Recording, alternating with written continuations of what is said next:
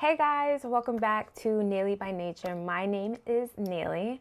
It's been quite a while since I made a solo video, so I'm really excited to put this video out. This is a continuation of my very first ayahuasca ceremony video that I did about a year ago. So if you haven't watched that video, you should totally watch that video before you watch this one.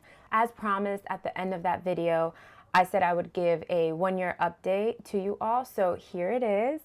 I really and highly suggest that you watch that first video before you watch this one, because that video that I did on my very first ayahuasca ceremony, I kind of talk a little bit more in depth about ayahuasca and why I did it, and the experience is just so fresh in my mind that I think that it's a lot more detailed and helpful to you if you're interested in ayahuasca. In this video today, I'm going to be talking about my last 2 nights of ayahuasca, which I didn't discuss in my very first video because it was a lot for me and I just needed some time to process it, but now I'm ready.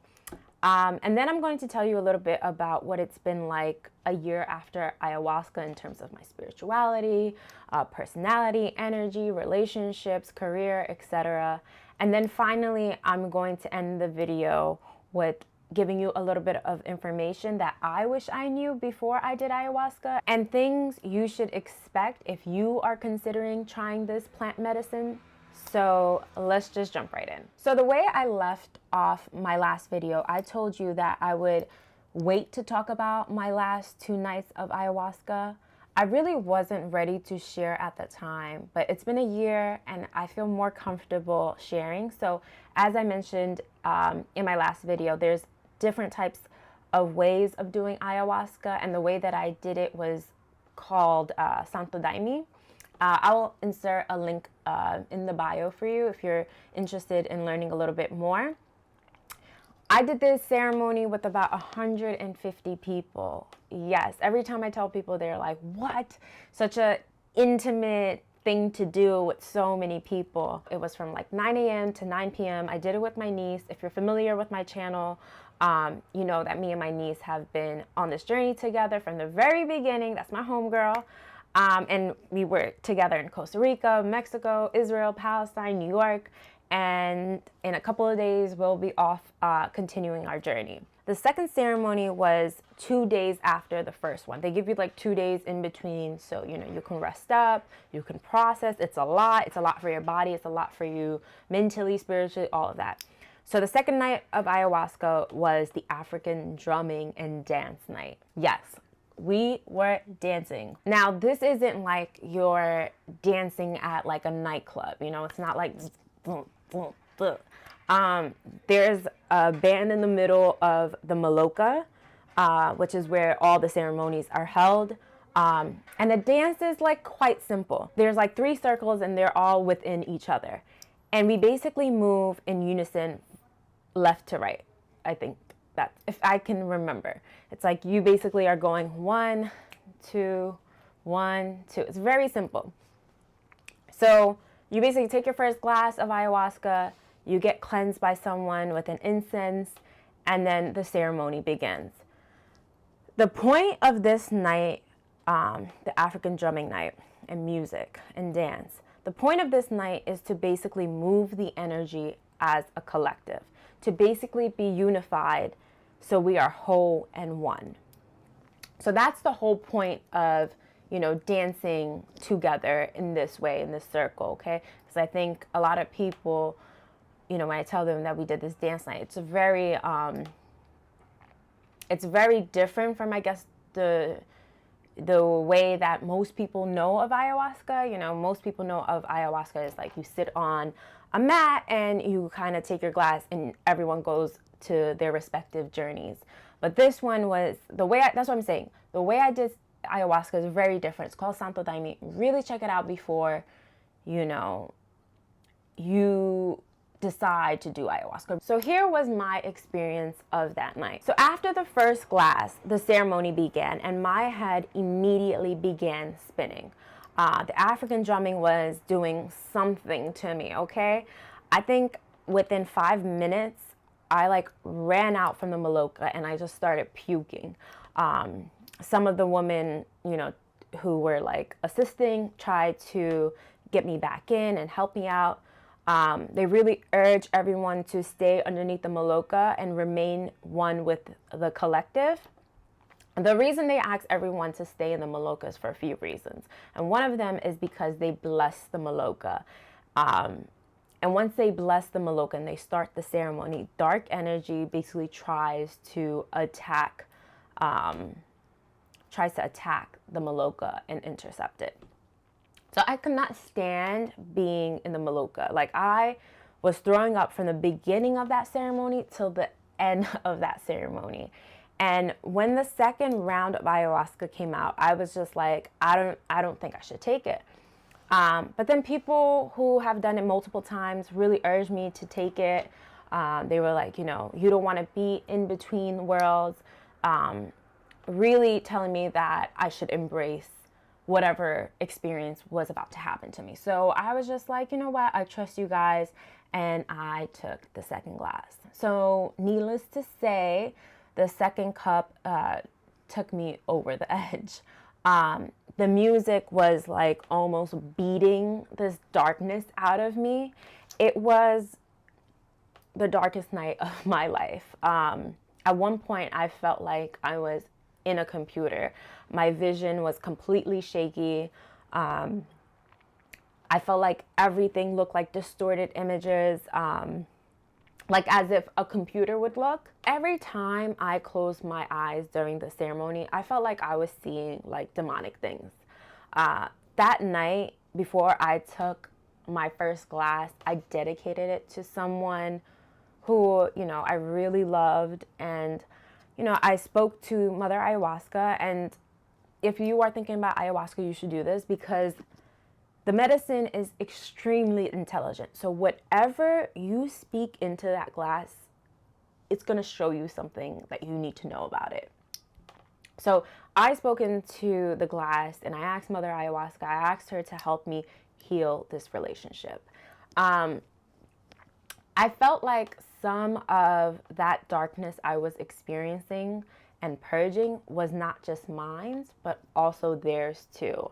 I don't want to get into too much detail about that because, you know, that night is kind of private to me. And I think if you do try ayahuasca, try not to overindulge in telling everybody about the experience, because you do want to keep some things for yourself, because it's between you and God. So I just remember throughout the night, you know, I just kept looking back at everyone, because like it was like my back was turned towards everyone in the Maloka, and I was kind of facing out in the forest. And I just was so angry at everyone. I was just like, you know, I just wanted the music to stop. I felt like the music was like banging something in my head. Like, do you understand what I mean? It's like, think about like just like music that's like the drumming was so loud, and it felt like my mind was like shaking. I just couldn't see straight. Like, I can't explain what that feels like, but it was torture. And I really just wanted peace at some point. I felt like,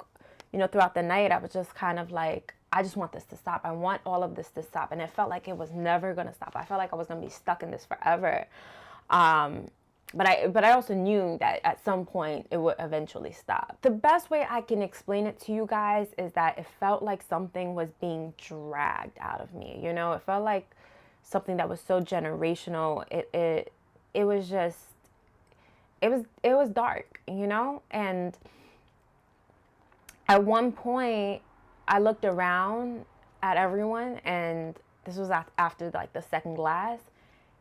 Like, I would say 75% of people who were dancing were like now puking. Like, everyone was just going crazy at this point, right? And it just looked like chaos. People were purging everywhere.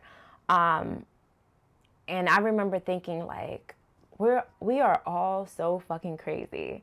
You know, we are all like, we really paid to do this. Like, we really wanted to do this. That's the night I won't ever forget, because I really felt like I was fighting my own inner demons. In my last video, I said something like, you know, there's no such thing as darkness, just the absence of light. this is what I meant by it. When night came, the music finally, stopped, and I felt so much relief. When the music stopped, I felt so much relief. I just felt like I could breathe finally. I just really went through it that night. And they finally turned off the music, they turned the lights down, and everyone kind of, went to sleep and was like laying down. And we were all sleeping in this maloka, 150 people, men and women were separated. And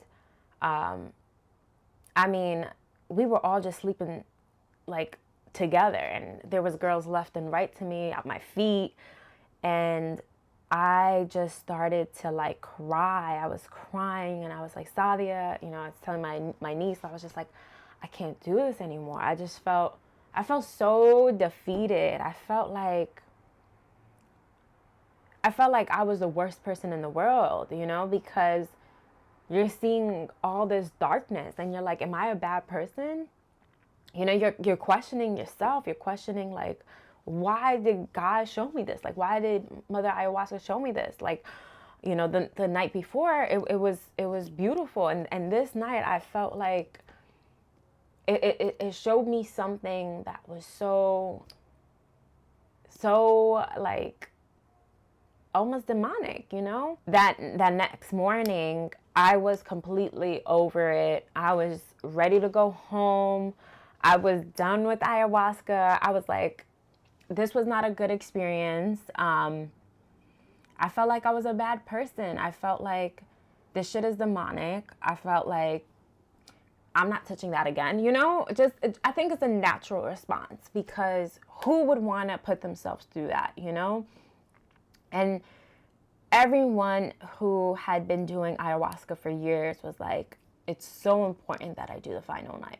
But I was just like, nope, nope, nope. And so the next 2 days, I was kind of on the fence if I was going to do the last night or not. And finally, I was just like, you know what? Let me do this final night. And to my surprise, that last night of ayahuasca was really, really beautiful. After the first cup of ayahuasca, I still purged a little bit, but it was like a good purge. I saw really beautiful, beautiful images of my future. I received confirmation from my highest self on like what I should be doing and to follow my intuition. I experienced really the most amazing and pleasant experiences. So after the first cup, I was like, you know what? I'm good. I decided I didn't need to do the second or third glass. And by the end of that ceremony, me and my niece both knew that we needed to go to Israel and Palestine and start our project. We knew we were meant to create something together, and that's exactly what we did. Like maybe two months after we came back home, which was maybe like a couple of days after ayahuasca, we returned back home to New York, and then 2 months later, we headed off to Israel and Palestine. So what has happened since my ayahuasca experience? So life after ayahuasca, that first couple weeks when I got back home, I was feeling great. I felt optimistic. I felt like I understood life. I felt like I understood the meaning of life. I felt like, damn, like we take life so seriously. It's not that serious. We're supposed to be here to have fun. We're here to enjoy life. We're here to make this world a better place. Like, all of the things we go through, we're putting meaning to everything that we're experiencing, and we really can control our lives, right? I was having like this super euphoric, beautiful experience. And then came the adapting to the real world. And this is where I began to really struggle with grief, because that's what you will experience. You start grieving your old life, because there is before ayahuasca and then there's after ayahuasca, and there's going to be two different yous, and there'll be a period of adapting. There will be a period of transition, and that transition can take a long time. That transition, I feel like even a year later, I feel like I'm still in transition. After ayahuasca, there is no integration process. I had to create my own integration process. There's no pamphlet they give you after ayahuasca. You got to figure it out yourself. And, you know, I really created my own, you know, grounding and integration process myself. If you watch some of those videos I did when I came back from Costa Rica, I was basically, you know, talking about grounding and stuff, and like meditation and exercise. And these were the things that I had to really put into my routine. Some of the realizations I was having, you know, going back to, you know, what did it do for me spiritually, was I just realized that we are all alchemists. You know, life is about alchemy, and you are the alchemist. And so 2 months later, I jetted off to Israel and Palestine, and, you know, I began my project with my niece. I felt really guided.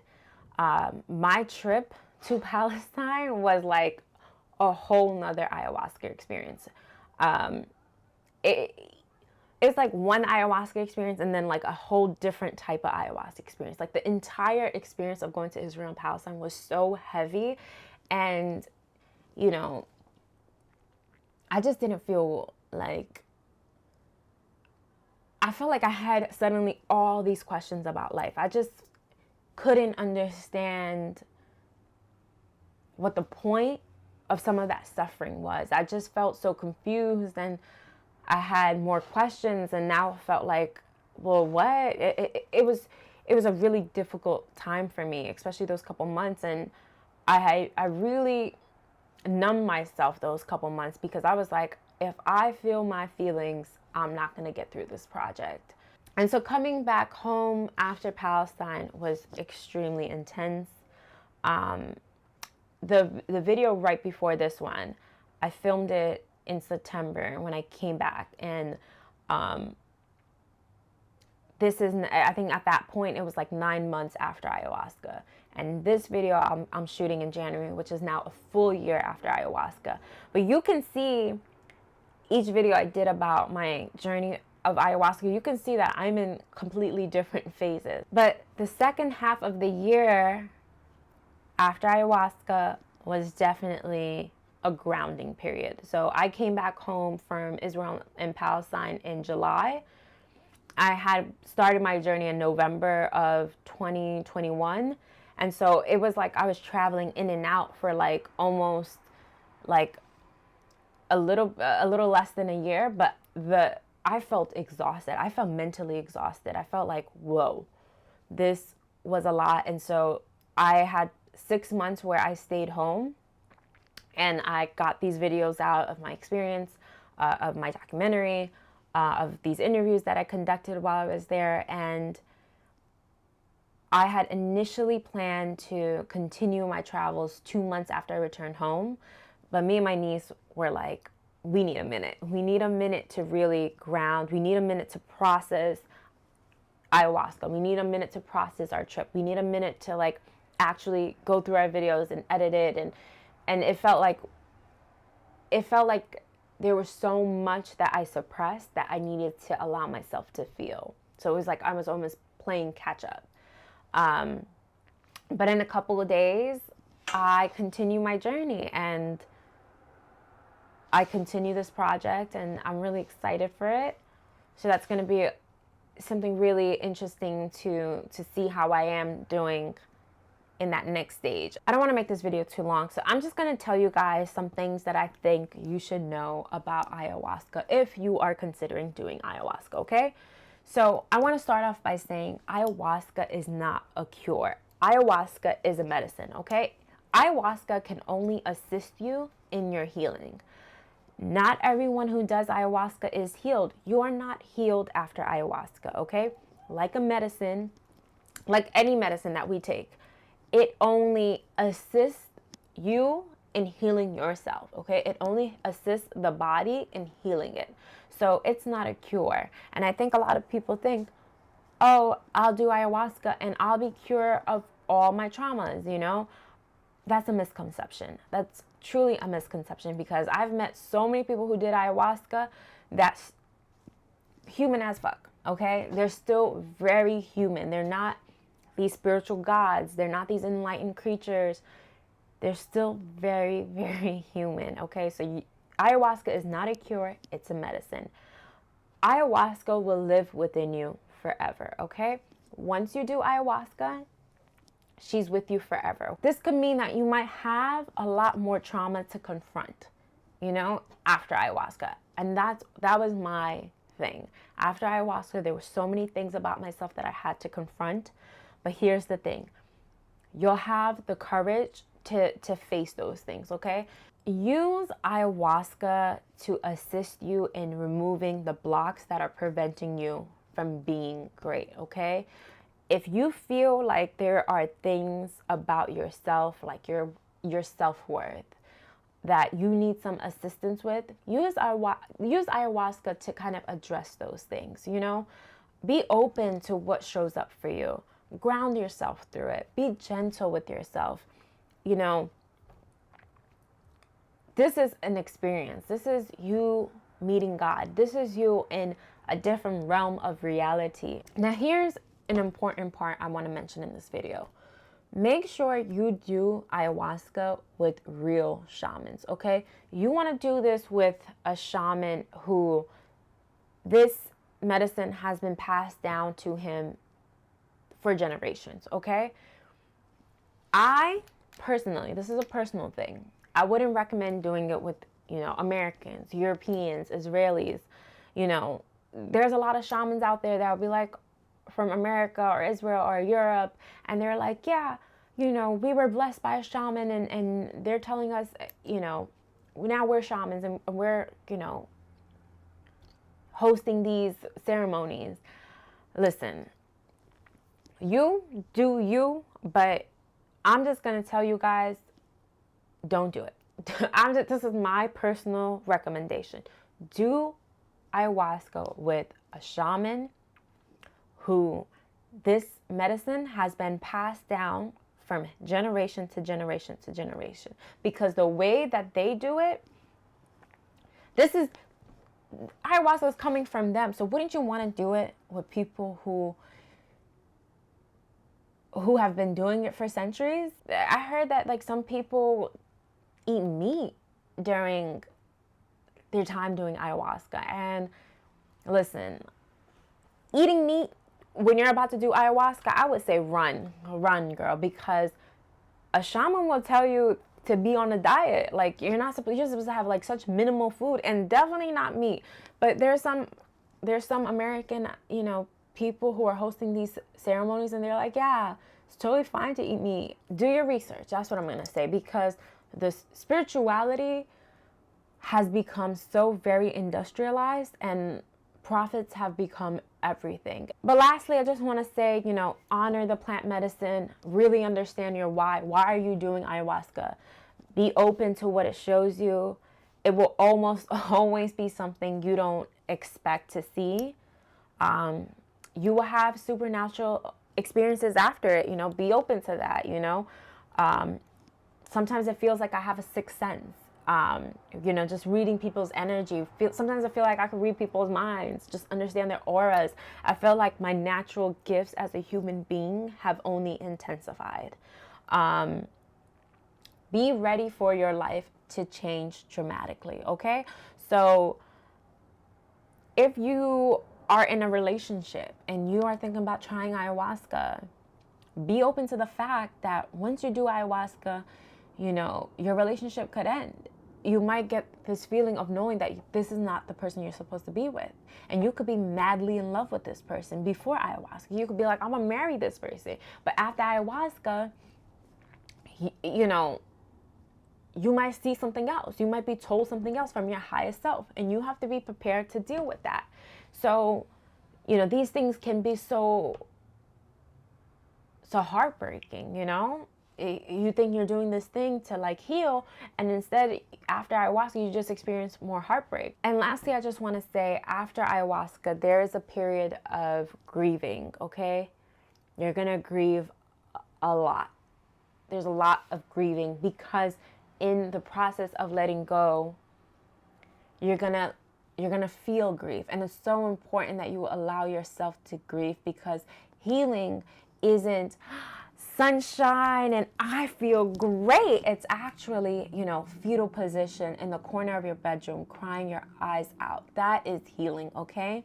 And I think that we are such a results-oriented society, because if you're not immediately successful with money and a house and a car, then did ayahuasca really work for you? And it's like, I think it's so important to understand that, again, ayahuasca is a medicine. It's not a cure.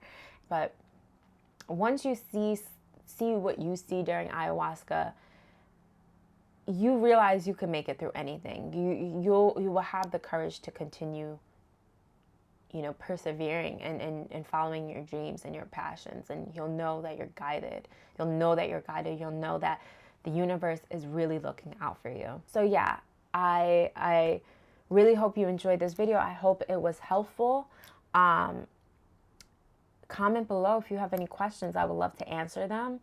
Thank you so much for watching, and I hope you guys subscribe and thumbs up this video and continue, you know, following me on my journey. Thank you so much for watching. Bye.